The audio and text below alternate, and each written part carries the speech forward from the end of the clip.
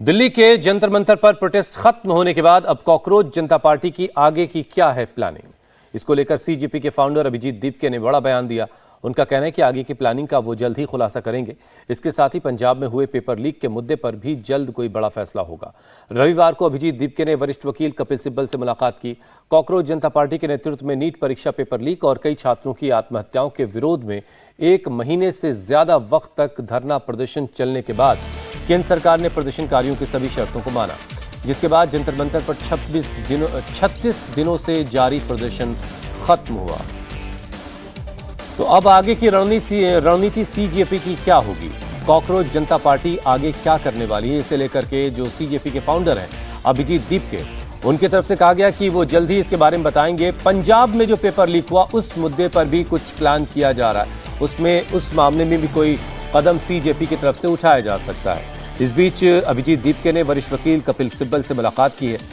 Cockroach जनता party के नेतृत्व में नीट एग्जाम पेपर लीक और कई छात्रों की आत्महत्याओं के विरोध में 1 महीने से ज्यादा वक्त तक प्रदर्शन दिल्ली में चला जंतर मंतर पर, और उसके बाद प्रदर्शनकारियों की सारी शर्तें सरकार ने मानी और 36 दिनों से चला आ रहा धरना प्रदर्शन आखिरकार खत्म हुआ धर्मेंद्र प्रधान के इस्तीफे के साथ।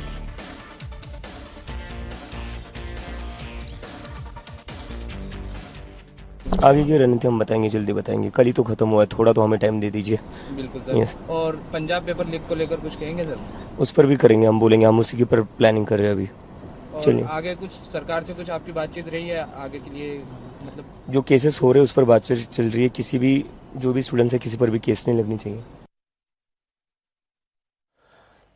तो अभी बातचीत सरकार से चल रही है। अभिजीत दीपके कह रहे हैं कि जो केसेस हुए हैं जिन छात्रों पर, वो सारे केसेस हटेंगे, और लेकिन सवाल ये है कि इसमें कुछ जो ऐसे केसेस थे जिसमें पुलिस पर बहुत हमलावर एक भीड़ दिखाई दे रही, उसमें कौन लोग हैं, कौन लोग, किन लोगों पर से मुकदमे हटेंगे, किन पर नहीं हटेंगे, तमाम सवाल हैं। इसीलिए वरिष्ठ वकील कपिल सिब्बल से भी सीजेपी फाउंडर अभिजीत दीपके ने मुलाकात की है, और आने वाले वक्त में उनकी पार्टी यानी कॉकरोच जनता पार्टी क्या कदम उठाएगी, क्या करने जा रही है, उसकी आगे की रणनीति, आगे की प्लानिंग क्या है, इसको लेकर के अभिजीत दीपके कह रहे हैं कि भी थोड़ा सा वक्त तो हमको दे दीजिए।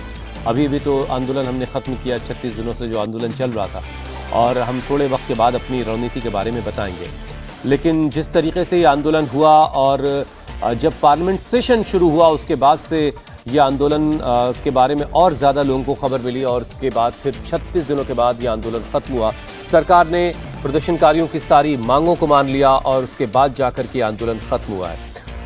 इसे देखते हुए हिंदुस्तान के कई शहरों में भी प्रदर्शन हुए छात्रों के,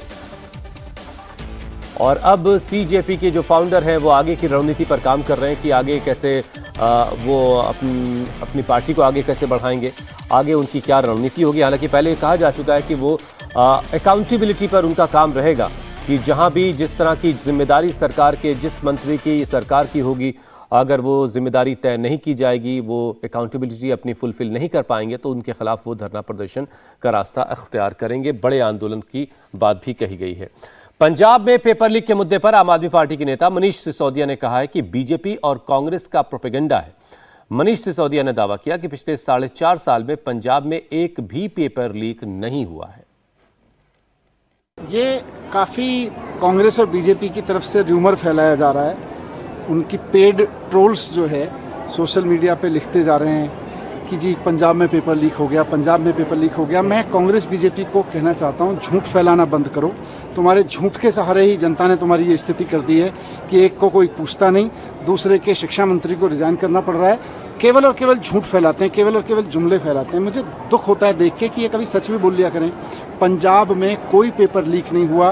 पंजाब की एक यूनिवर्सिटी में एक क्लासरूम में कुछ बच्चे नकल करने के इरादे से एक स्मार्ट पेन लेके आ गए ब्लूटूथ लगा हुआ, उसको भी प्रशासन ने, यूनिवर्सिटी के प्रशासन ने तुरंत पकड़ लिया और पुलिस एक्शन लिया उस पर। इसको ये लोग झूठ फैला रहे हैं कि जी पेपर लीक हो गया, पेपर लीक हो गया। इनको शर्म आनी चाहिए।